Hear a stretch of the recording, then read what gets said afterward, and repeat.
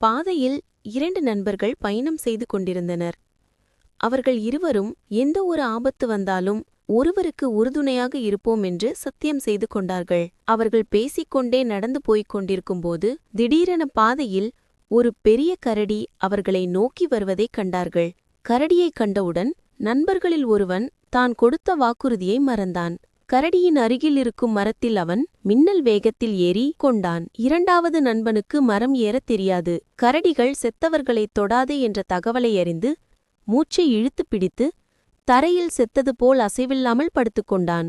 கரடி அவனை நெருங்கி வந்தது. அவனுடைய உடலை சுற்றி வந்து அவனது காதின் அருகே முகர்ந்து பார்த்தது. மெதுவான கவனமான கரடியின் சுவாசிப்புச் சத்தம் கேட்கலாம். அந்த நண்பன் சற்றும் அசைவில்லாமல் இருந்தான். அவன் செத்துவிட்டான் என்று நினைத்த கரடி அங்கிருந்து மெதுவாக புறப்பட்டுச் சென்றது.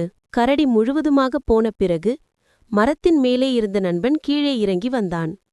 கீழே இருந்த நண்பனைப் பார்த்து சிரித்துக்கொண்டே, நண்பா, கரடி உனது காதருகே என்னவோ கிசுகிசுத்தது போல் இருந்தது.